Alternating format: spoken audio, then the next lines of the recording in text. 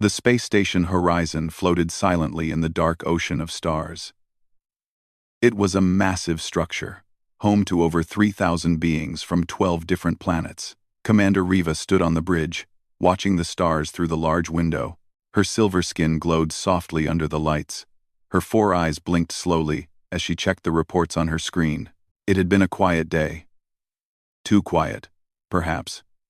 Riva did not trust quiet days. In her 40 years of service, she had learned that silence often came before storms. The Valari were a peaceful species. They had large eyes, soft fur, and gentle voices. They were not warriors. They were scientists, teachers, and healers. But they had learned to be careful. The galaxy was not always kind to the gentle ones. Riva turned away from the window and walked toward her chair. Her feet made soft clicking sounds on the metal floor. She was about to sit down when the alarm screamed through the station.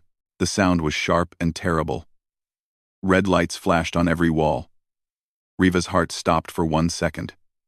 She knew that sound. It was the nursery alarm. "Report," she shouted. Her voice was strong, but fear lived underneath it.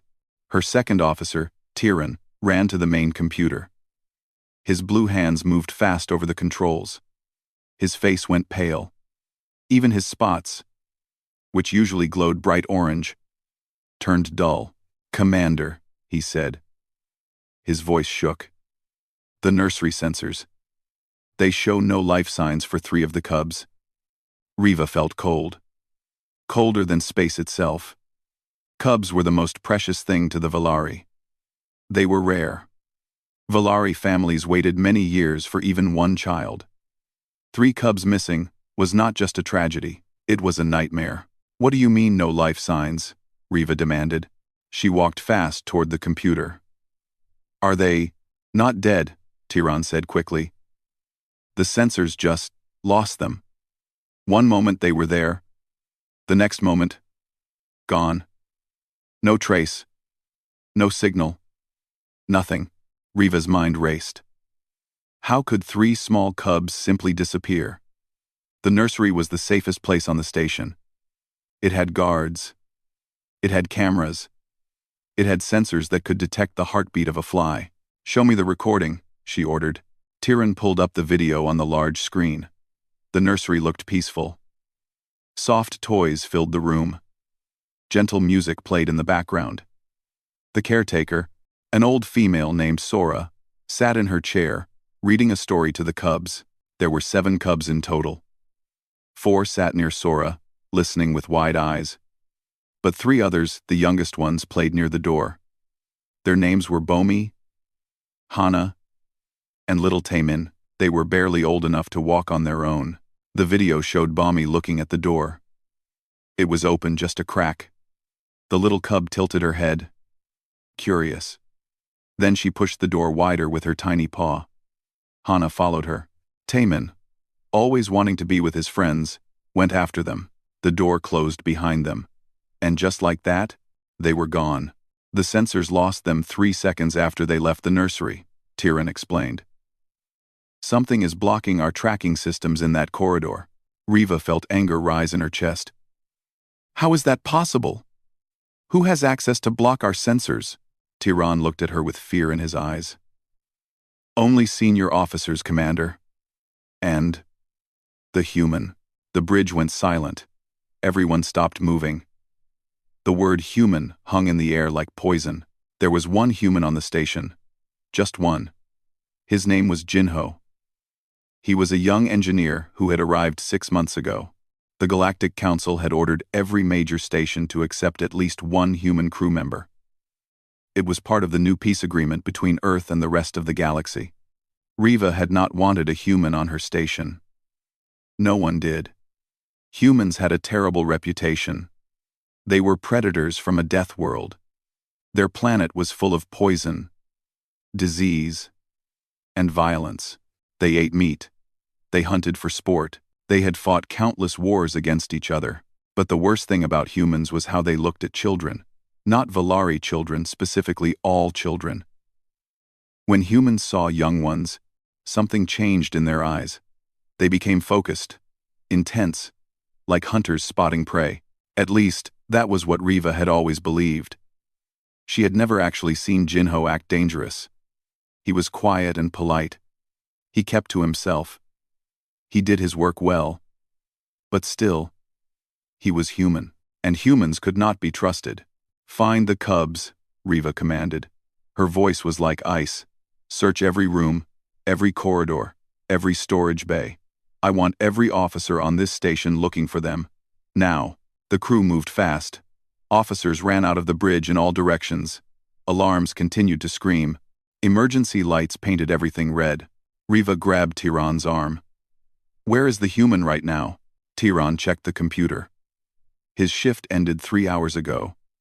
His tracker shows him in the observation deck on level 7. "Alone?" "Yes, Commander. Alone." Riva's mind filled with dark thoughts. The observation deck was far from the main areas of the station. It was quiet and empty at this hour. A perfect place to hide something. Or someone. But no. She could not jump to conclusions. She had no proof that Jinho had done anything wrong. The sensors failing could be a coincidence. The cubs could have wandered anywhere. Still, she would keep a close eye on him. "Send a security team to level 7, she ordered. "Tell them to watch the human. Do not approach him yet. Just watch." "Yes, Commander." Riva walked off the bridge. She needed to go to the nursery. She needed to see the cubs' parents. She needed to tell them that their children were missing. This was the part of command she hated most, delivering bad news. Watching hope die in someone's eyes. The nursery was on level 3. When Riva arrived, chaos had already taken over. Parents crowded the hallway, crying and shouting. Guards tried to keep them calm, but it was no use. Riva saw 3 figures standing apart from the others, a male named Duri and his partner Yuna. Their daughter Bomi was one of the missing cubs. Next to them stood Mira, Hana's mother, holding her partner Kwan's hand. And in the corner, sitting on the floor with empty eyes, was Junho, Taimin's father. His partner had died last year. Little Taimin was all he had left. Riva walked toward them. Each step felt heavy. "We will find them," she said. It was not much, but it was all she could offer. Yuna looked at her with wet eyes. "How did this happen? How did 3 babies just disappear?" "We are investigating," Riva answered. "The whole station is searching. We have over 3,000 crew members. We will check every corner." "What if someone took them?" Duri asked. His voice cracked. "What if someone wants to hurt them?" Riva thought of Jinho again. The human. Alone, on level 7. The sensors that stopped working. The door that should have been locked but was not. "No one will hurt your children," she said firmly. "I will not allow it." She hoped she was not lying. The search continued through the night cycle. Officers opened every door, looked under every bed, checked inside every container. The cubs were small enough to hide in tiny spaces, but no matter where they looked, they found nothing. Hours passed. Hope began to fade. And somewhere on level 7, sitting by a large window full of stars, a young human named Jinho hummed a soft song. He did not know about the alarms. He did not know about the panic. He was simply enjoying the view, but he was not alone. Running feet and worried voices. Officers checked rooms that had not been opened in years. Storage areas, maintenance tunnels, empty quarters, nothing was ignored. Tiran led a team through level 4. He opened a door to a supply closet and found only boxes of spare parts. His heart sank again. Every empty room felt like another failure. "Anything?" he called through his communicator. "Nothing on level 2, someone answered. "Level 5 is clear," said another voice. "Level 6? Nothing." The same answer came from everywhere. Nothing. Nothing. Nothing. Tiran closed his 4 eyes and tried to think. Where would 3 small cubs go? They were curious creatures. Yes. All Valari young ones were curious. They liked to explore, to touch things, to taste things.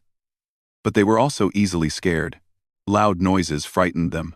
Dark places made them cry. They would not go far without feeling afraid, unless someone had taken them. unless someone had carried them away.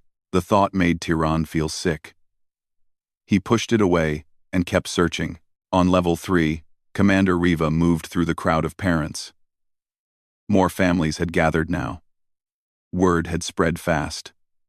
Everyone with a child felt the same fear. If 3 cubs could disappear, any cub could disappear. "We need answers," someone shouted from the crowd. "Where are the guards?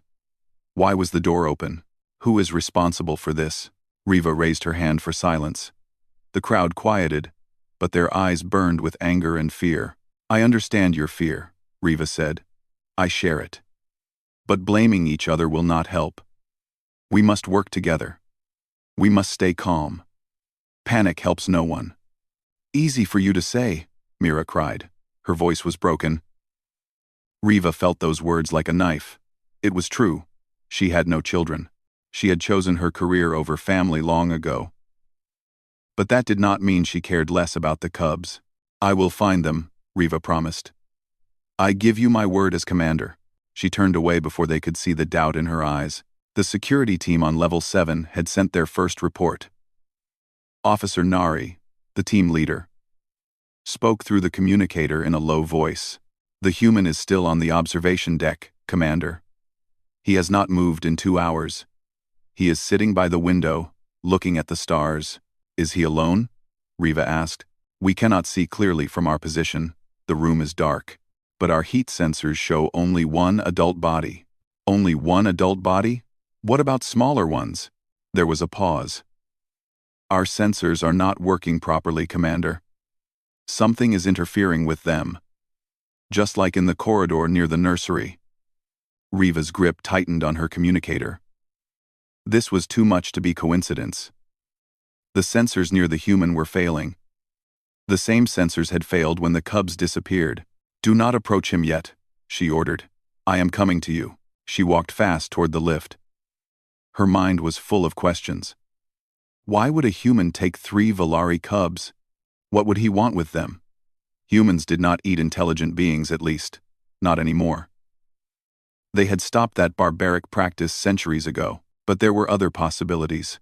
Dark ones. Humans came from a violent world. They had strange ideas about children. Some of them collected young creatures from other species as pets. Some of them sold rare beings to criminals on the black market. Riva shook her head. She was thinking like a fool. Jinho had been on the station for 6 months. He had never caused trouble. He had never shown interest in the cubs. He was just a quiet engineer who liked to look at stars. But the sensors, the timing, the location. It was all too strange. The lift took her to level 7. The corridor was dim and silent. This level was mostly empty old laboratories and storage rooms that no one used anymore. The observation deck was at the far end. Nari and 2 other officers waited near the door. They spoke in whispers. "He has not moved, Commander," Nari reported. "He is still sitting in the same spot. Can you hear anything from inside?" "No, Commander. The door is thick." "But wait." Nari tilted her head. Her large ears moved slightly. "I think I hear music. Very soft. Like someone humming." Riva listened. At first, she heard nothing. Then, very faintly, a sound reached her ears. A low, gentle tune. Rising and falling like waves. It was the human. He was humming. "What kind of song is that?" Nari asked. Riva did not know. She had never heard anything like it. The melody was simple but strangely beautiful. It made her feel calm, safe, like a memory from childhood. She shook off the feeling. This was not the time for emotions. "Prepare to enter," she ordered, but slowly. "We do not want to startle him." The officers nodded. Nari placed her hand on the door control. Riva took a deep breath. Then her communicator buzzed. "Commander." It was Tiran.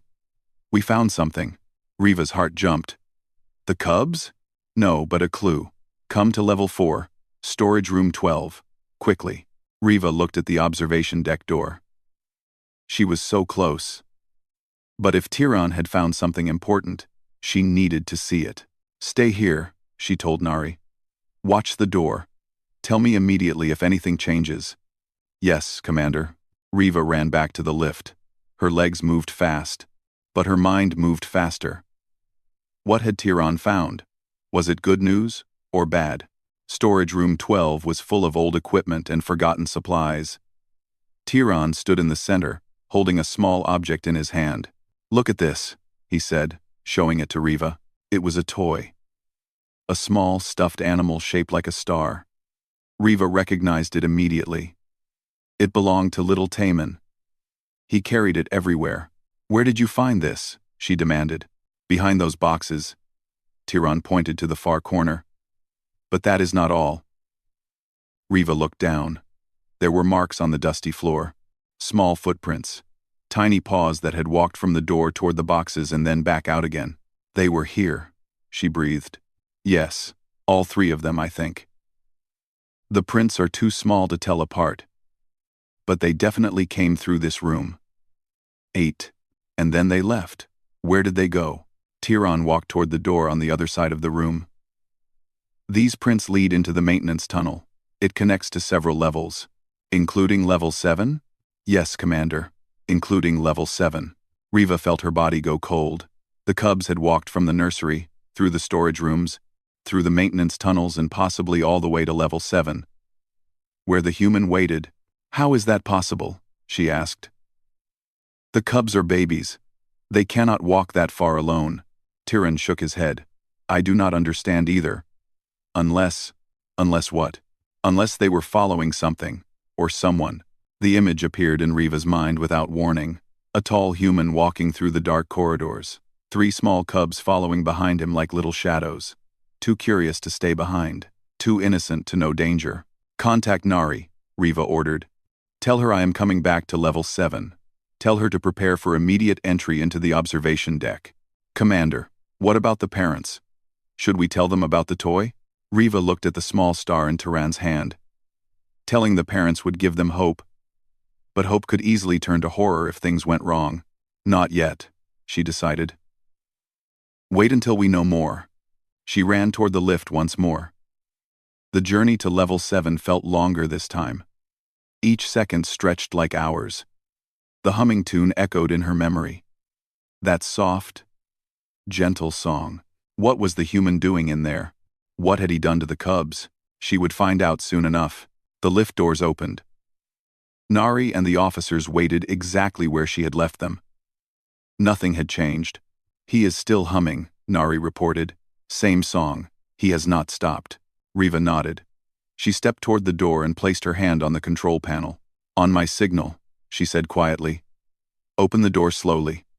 No weapons unless necessary. We do not want to cause a scene. And if the cubs are inside? Nari asked. Riva's jaw tightened. Then we save them. No matter what. She counted to 3 in her head. Then she pressed the control. The door slid open without a sound. The observation deck was beautiful. Riva had almost forgotten. The entire far wall was a window, showing the endless spread of stars. Soft light came from small lamps on the ceiling. Shadows filled the corners. And there, sitting on the floor with his back to the door, was the human. He did not turn around. He kept humming his strange, soft song. His shoulders moved gently with the melody. Riva stepped inside. Her eyes searched the darkness. Where were the cubs? Were they hidden somewhere? Were they hurt? She opened her mouth to speak, and then she saw them. 3 hours earlier, the station had been quiet and peaceful. Jinho walked alone through the dim corridor of level 4. His shift had ended an hour ago, but he was not tired. He was never tired after work. His mind stayed active, full of thoughts and feelings that he could not share with anyone. Being the only human on the station was lonely. He had expected this when he accepted the job. The Galactic Council had warned him. You will be watched, they said. You will be feared. You will be alone. They were right about everything. In 6 months, not a single crew member had invited him to eat together. No one asked about his family. No one wanted to hear stories from Earth. When he walked into a room, conversations stopped. When he smiled at someone, They looked away. Jinho understood. Humans had a bad reputation, and most of it was deserved. His species had done terrible things throughout history. Wars, destruction, violence without reason. The galaxy had every right to be afraid. But understanding did not make the loneliness easier. He walked toward his favorite place on the station, the observation deck on level 7. It was always empty at this hour. No one else seemed to care about watching stars. For the other species, space was just darkness, cold and frightening. For Jinho, it was beautiful. Each star was a sun, burning bright millions of miles away. Each tiny dot might have planets around it. Life, stories, dreams. Looking at stars made him feel small. And feeling small, somehow, made his problems feel smaller too. He entered a storage room as a shortcut. The lights here were broken. Shadows covered everything. But Jinho did not mind the dark. Humans had evolved to survive in darkness. Their eyes adjusted quickly. Their other senses grew sharper. He was halfway through the room when he heard it. A sound, small and high, like a baby crying. Jinho stopped walking. He tilted his head and listened. The sound came again. Yes, definitely crying. But not one voice. Several. Tiny voices. Full of fear, his heart began to beat faster. Every instinct in his body woke up at once. This was an ancient response, written deep in human blood. The sound of a child in distress triggered something powerful in his species. A need to protect. A need to save. He followed the sound to the corner of the room. Behind a stack of old boxes, he found them. 3 small cubs. Velari young ones, with soft gray fur and huge frightened eyes. They huddled together in the darkness, shaking and crying. Their little paws clung to each other. Jinho's breath caught in his throat. What were they doing here? Where were their parents? He knelt down slowly, making himself smaller. He knew that sudden movements would scare them more. His grandmother had taught him this when he was a child. Move slow, she used to say. Speak soft. Let them come to you. Hey there, Jinho said gently. His voice was quiet, like a whisper. It is okay. You are safe. The cubs looked at him with their enormous eyes. Fear filled every inch of their faces. They had probably never been this close to a human before. They had probably heard terrible stories about his kind. One of the cubs, the smallest one, held a toy in his tiny paws. A stuffed star, worn from much love. The toy fell to the ground as the cub trembled.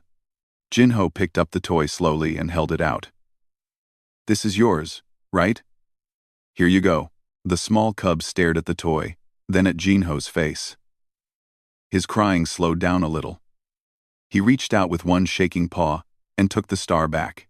Good boy, Jinho said softly. See? I am not scary. I am just a friend. The other 2 cubs watched this exchange carefully. They were still afraid, but something had changed. The smallest cub was not running away. The human had given back the toy instead of taking it. Jinho sat down on the cold floor. He did not try to touch them or grab them. He just sat there, keeping his body low and his voice gentle. Are you lost? He asked. Did you wander away from the nursery? The cubs did not answer. Of course they did not. They were too young to speak properly. But the largest one, a female with a white spot on her nose, nodded her head slightly. Okay, Jinho said. That is okay. Everyone gets lost sometimes. Let me help you find your way back. He started to stand up, but the cubs began crying again. The noise and movement frightened them. They pressed deeper into the corner. Jinho stopped immediately. He sat back down. Think, he told himself. Think like a child. They were afraid of him. They were afraid of the dark. They were afraid of being lost. Too much fear to handle all at once. If he tried to carry them, they would scream. If he left to get help, They might run away and get even more lost. He needed to calm them first. He needed to make them trust him. An old memory came to his mind. His grandmother again, sitting by his bed when he was small and scared of nightmares. She would hum a song to him, a simple melody that made fear go away. Jinho began to hum. The sound filled the dark room, low and soft, rising and falling like gentle waves. It was an old song from his homeland on Earth, a lullaby that parents sang to their children for hundreds of years. The words did not matter, only the feeling. Safety, warmth, love. The cubs stopped crying. Their huge eyes grew even wider, but not with fear anymore, with wonder. They had never heard a sound like this before. Jinho kept humming. He did not look directly at them. He looked at the floor, making himself seem less threatening. The melody continued. Patient and calm. Slowly, very slowly, the largest cub took a step toward him. Jinho did not react. He kept his body still and his voice soft. The cub took another step, then another. Soon she was standing right in front of him, close enough to touch. The other two cubs followed their friend. Where she went, they went. That was how young ones worked. They trusted whoever seemed brave. The female cub reached out with one tiny paw and touched Jinho's hand. Her fur was incredibly soft, softer than anything he had ever felt on Earth. Her big eyes looked up at him, searching for danger. She found none. Without warning, she climbed onto his knee, then onto his chest, then, somehow, onto his shoulder. She wrapped her small arms around his neck and held tight. Jinho's heart melted. He had not felt warmth like this in 6 months. No one on the station had touched him except by accident. No one had wanted to be close to him, and now this tiny creature, small enough to fit in his hands, trusted him with her life. The other two cubs saw that their leader was safe. They hurried forward and began climbing too. The male with the star toy went to Jinho's other shoulder. The middle cub found a spot on his head, gripping his hair like handles. Jinho laughed softly. Well, this is not what I expected. He stood up carefully, keeping his balance. 3 small cubs clung to him like little passengers. Their crying had stopped completely. Their shaking had stopped. They felt safe. Now he needed to return them to the nursery.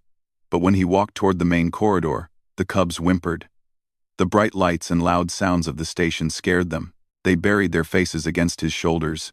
Jinho changed direction. He walked toward level 7 instead, toward the observation deck. It was dark and quiet there. He could calm them down more, then figure out what to do. The walk took longer than usual. He moved slowly to avoid shaking the cubs. When he finally reached the observation deck, he felt relief wash over him. He sat down by the large window. The stars spread out before him, countless points of light against endless black. The cubs lifted their heads and looked. Pretty, right? Jinho said softly. These are stars. Each one is like our sun, far, far away. The cubs stared in silence. The middle one pointed at a bright cluster with her tiny paw. That one? Jinho smiled. That is called... Let me think. On Earth, we have many names for the stars. My grandmother taught me some. That group there looks like a bear. We call it the Great Bear. The cubs did not understand his words, but they understood his voice. Calm. Happy. Safe. Jinho kept talking about the stars. He told them about Earth's constellations, the hunter, the swan, the 2 fish. He told them about sailors who used stars to find their way home. He told them about children who made wishes on shooting stars. Somewhere in the middle of his stories, the cubs fell asleep. Jinho smiled as he felt their soft breathing against his neck. He took off his jacket and wrapped it around them carefully, keeping them warm. Then, he continued watching the stars, humming his grandmother's lullaby. He did not know about the panic in the station. He did not hear the alarms. The observation deck was too far away, and the door was thick. He did not know that search parties were looking everywhere. He did not know that the parents were crying, that the commander was suspicious, that security officers waited outside his door. He only knew that 3 small creatures had been lost and afraid, and now they were warm and sleeping. That was enough. The door slid open behind him. Jinho heard the soft sound and turned his head slightly. He saw the commander standing in the doorway, surrounded by officers. Their faces showed shock, anger, and confusion all mixed together. He smiled gently at them. "Hello," he whispered. "Please be quiet." "The little ones just fell asleep." Commander Riva stared at him. Her mouth opened, but no words came out. The cubs slept on, peaceful and safe on the human shoulders. Riva could not move. Her feet were frozen to the floor. Her 4 eyes were locked on the scene before her, trying to understand what she was seeing. The human sat on the floor by the window. Stars glowed behind him like a painting. And there, clinging to his shoulders and head, were the 3 missing cubs, alive, unhurt, sleeping peacefully. Riva had prepared herself for many things. She had prepared to fight. She had prepared to arrest. She had prepared for the worst, finding the cubs harmed or dead. But she had not prepared for this. She had not prepared to find them safe in the arms of the creature she feared most. "Please," Jinho whispered again. "They just fell asleep." It took a long time to calm them down. Nari stepped forward, her hand moving toward her weapon. "Step away from the cubs, human." Jinho looked at her calmly. He did not seem angry or scared. He seemed patient, like a parent dealing with a misunderstanding. "If I move suddenly, I will wake them," he explained quietly. "And if they wake up scared, they will cry. They have cried enough tonight." "You expect us to believe," Nari started. "Officer." Riva's voice cut through the tension. It was still cold, but something had changed in it. "Lower your hand." Nari looked at her commander with surprise. "But Commander," I said lower your hand." Nari obeyed slowly. She stepped back, but her eyes never left the human. Riva walked forward carefully. Each step was measured. She studied everything: the way Jinho sat, the way the cubs clung to him, the way his jacket wrapped around their small bodies like a blanket. She stopped 2 meters away from him, close enough to see clearly, far enough to react if needed. "Explain," she said. "One word. Hard as steel." Jinho nodded slightly. When he spoke, his voice stayed low and gentle. He did not want to disturb the sleeping cubs. "I found them in storage room 12, he said. "They were lost and crying in the dark. I tried to bring them back to the nursery, but the lights and noise scared them. So I brought them here instead. The stars calmed them down." "You found them?" "Yes. In a room with broken sensors? In a corridor where our tracking systems failed?" Jinho tilted his head. "I do not know anything about sensors. I was just walking to this deck, like I do every night after my shift. I heard crying. I followed the sound. That is all." Riva studied his face. Humans were supposed to be good liars. Their species had survived by tricking each other and their prey. But this human's eyes showed nothing but honesty. No fear of being caught. No clever tricks hiding behind his words. "Why did you not call for help?" she asked. "Why did you not report what you found?" Jinho was quiet for a moment. When he answered, his voice carried a hint of sadness. "Because no one would have believed me. If I had called and said, 'I found the cubs,' everyone would have thought I took them. You would have sent soldiers. There would have been shouting and confusion. The cubs were already scared. They did not need more fear. So, you decided to keep them hidden?" "Not hidden. Safe." Jinho looked down at the small female on his shoulder. She mumbled something in her sleep and pressed closer to his neck. "I was going to wait until they woke up naturally. Then I would carry them back. I thought maybe if you saw them calm and happy with me, you might understand." "Understand what?" Jinho met her eyes. "That I am not a monster." The words hung in the air. Riva felt something shift inside her chest. Guilt, perhaps, or shame. She had suspected him from the first moment. She had assumed the worst because of what he was, not because of anything he had done. She had treated him like a criminal without evidence, without reason, without fairness, and here he sat, gentle and patient, keeping 3 frightened cubs safe while the whole station hunted for them. "The parents are waiting," Riva said slowly. "They have been crying for hours. They think their children are dead." Pain crossed Jinho's face. Real pain. "I am sorry. I did not know. There were no alarms here. I did not hear anything." Riva believed him. The observation deck was far from everything. The thick walls blocked most sounds. It was possible, even likely, that he truly did not know about the emergency. She pressed a button on her communicator. "Tyron. Commander. Did you find them?" "To the Mander. Yes. They are safe. All 3. Bring the parents to the observation deck on level 7.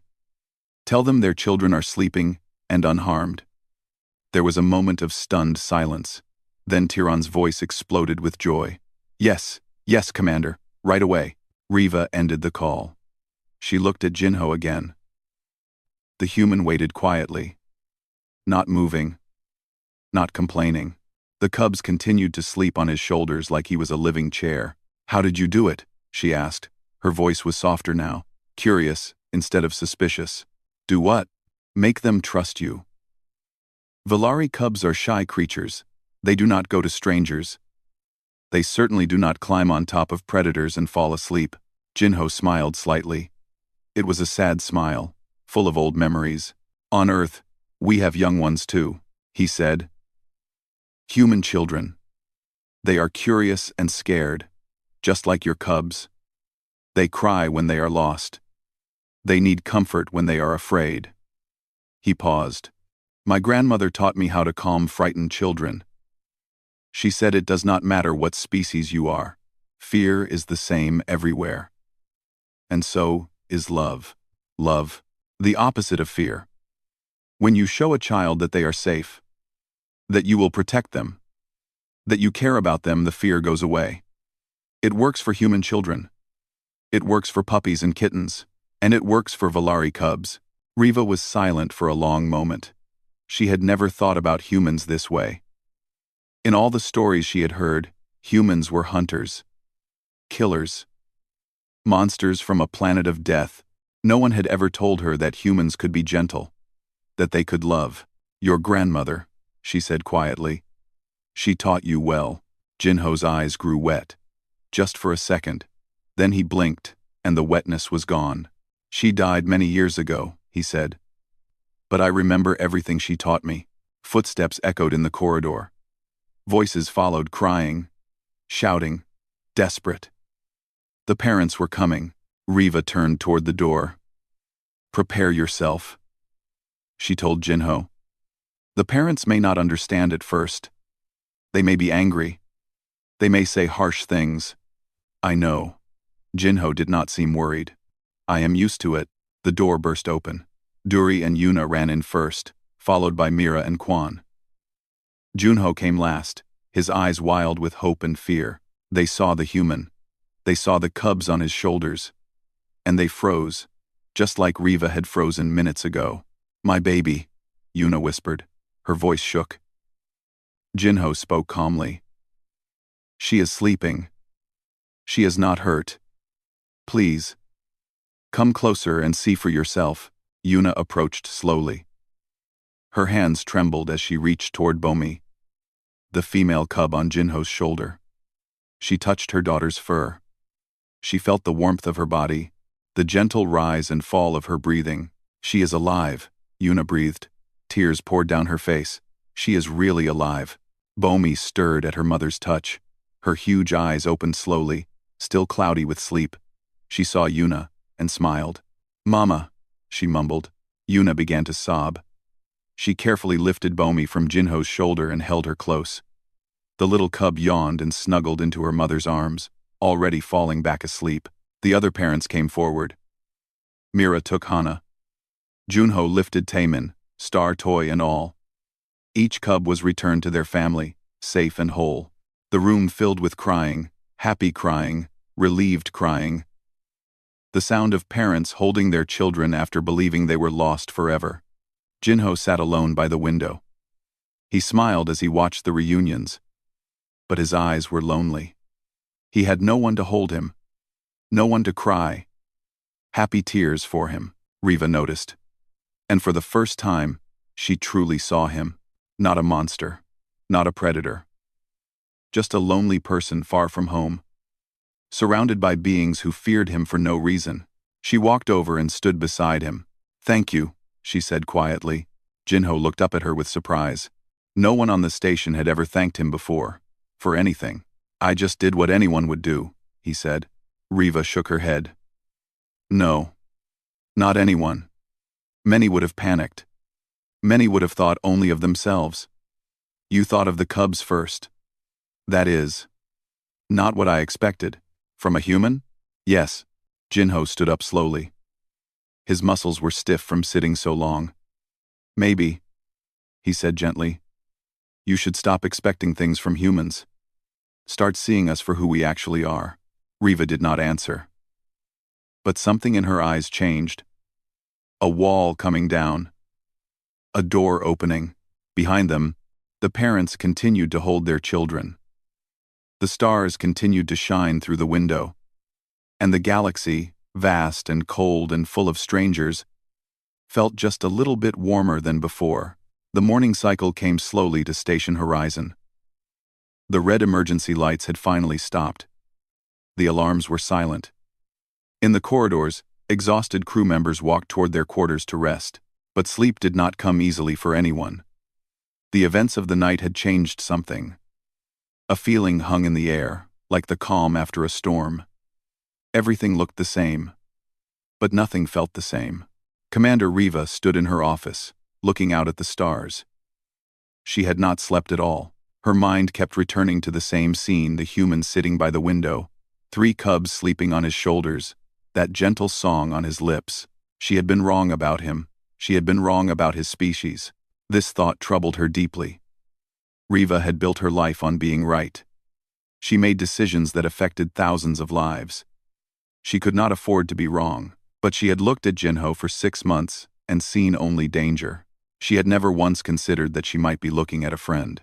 A knock came at her door. "Enter," she said. Tyrion walked in. He looked as tired as she felt. But there was something new in his eyes. A brightness that had not been there before. "The medical check is complete," he reported. "All 3 cubs are perfectly healthy. No injuries, no stress damage. The doctors say they are actually calmer than normal." "Calmer?" "Yes. Usually cubs get very upset after a scare. Nightmares, crying, refusing to eat. But Bomi, Hana, and Taemin are fine. They slept through the whole night. They ate breakfast this morning without any problems. It is unusual." Riva thought about Jinho's song, that low, gentle melody that had calmed even her own racing heart. Maybe it had healing power that she did not understand. "And the human?" she asked. "Where is he now?" "In his quarters. He has not left since last night. Some crew members saw him walking there. They said he looked." Tyrion paused, searching for the right word. Sad. Sad. Of course he was sad. He had saved 3 children and received no thanks except from Riva herself. The parents had taken their cubs and left without a word to him. The officers had watched him like he was still a suspect. Even now, after everything, he was alone. "I need to speak with him," Riva said. Tyrion nodded. "I will arrange." "No." Riva walked toward the door. "I will go to him myself." Jinho's quarters were small and simple. The Galactic Council had given him the minimum space allowed for crew members. No decorations on the walls. No personal items except a few books and a photograph. Riva pressed the door signal and waited. "Come in," a voice said. She entered. Jinho sat on his bed, holding the photograph in his hands. When he saw her, he quickly put it down and stood up. "Commander, I did not expect you. May I sit?" Jinho gestured to the only chair in the room. Riva sat down. For a moment, neither of them spoke. The silence was heavy but not uncomfortable. "I came to apologize," Riva finally said. Jinho's eyes widened. "Apologize? For what?" "For suspecting you. For sending security to watch you. For assuming the worst because of your species. She met his gaze directly. I was unfair to you, not just last night, but every day since you arrived on this station. Jinho was quiet. He seemed to be processing her words, turning them over in his mind. You were not unfair, he said slowly. You were careful. Your people have heard terrible things about humans. You had every reason to be afraid. Fear is not an excuse for cruelty. Maybe not. But it is understandable. Jinho sat down on his bed again. I do not blame you, Commander. Or anyone on this station. You did not know me. You only knew stories. And most of those stories are probably true. Riva frowned. What do you mean? Kree. Humans have done terrible things. We have killed each other. We have destroyed our planet. We have treated other creatures with cruelty and hate. Jinho's voice was calm, but sadness lived underneath. When other species look at us and see monsters, they are not wrong. We have been monsters. Many times. But you are not a monster. No. But I carry the weight of my species' history. We all do. Every human who travels among the stars knows that they represent all of humanity. One mistake, and every alien we meet will say, see? We were right about them all along. Riva had never thought about this. She had never considered what it must be like for humans to be judged everywhere they went, to never be seen as individuals. To carry the sins of their ancestors on their backs. That sounds like a heavy burden, she said. It is, but it is also fair. Jinho looked at the photograph on his bed. My grandmother used to say that the first step to earning trust is admitting that you have lost it. Humans cannot pretend our history did not happen. We can only try to be better, one person at a time. One moment at a time. Like last night, with the cubs, I did not do that to earn trust. I did it because they were scared and needed help. That is all. Riva stood up and walked toward the photograph. She looked at it without touching. An old woman with gray hair and kind eyes smiled up at her. Behind her, a young Jinho, maybe 10 years old, held her hand. Your grandmother? Yes. She raised me after my parents died. She taught me everything important. How to be kind. How to be patient. How to love without expecting anything in return. She sounds wonderful. She was. Jinho's voice grew soft. I wish she could see me now. See that I made it to the stars, like she always dreamed. Riva turned to face him. I think she would be proud. Jinho smiled. A real smile, not sad or lonely. Thank you, Commander. That means more than you know. A long pause followed. Then Riva made a decision. I am going to make an announcement to the crew, she said. I am going to tell them what you did. I am going to tell them that you saved 3 cubs and asked for nothing in return. And I am going to recommend that the Galactic Council use your actions as an example of what humans can be. Jinho looked surprised. You do not have to do that. Wah. I know. But I want to. The galaxy needs to see more stories like this. Not stories of human violence, but stories of human kindness. Maybe if enough people see the truth, things will change. That might take a long time. Then we better start now. The announcement came at midday. Riva's voice echoed through every corridor, every room, every corner of the station. She told the whole story, how the cubs got lost, how Jinho found them, how he calmed their fear and kept them safe. She left nothing out. Not the suspicion, not the search, not her own mistakes. She wanted the crew to understand completely. When she finished, silence filled the station. Then, slowly, something began to change. One crew member approached Jinho in the corridor and nodded at him. Not a greeting, but an acknowledgement. A moment later, another did the same. Then another. At dinner, someone moved aside to make room for Jinho at a table. No one spoke to him yet, but they did not move away either. It was a small thing. A tiny step, but it was the first step Jinho had seen in 6 months. The real change came 3 days later. Jinho was walking toward the observation deck when he heard small footsteps behind him. He turned and saw Bomi, the female cub, running toward him with her tiny legs. "Wait," she called. "Wait for me." Her mother Yuna followed close behind, looking nervous but not angry. Bomi reached Jinho and grabbed his hand with both of her small paws. Her huge eyes looked up at him with pure happiness. "Starman," she said. "Show me stars again?" Jinho felt his heart fill with warmth. He knelt down to her level. "You remember that?" "Yes, you sang pretty song. Stars were pretty. I want to see again." Yuna stepped forward. She still looked uncomfortable, but she forced herself to speak. She has talked about nothing else for 3 days.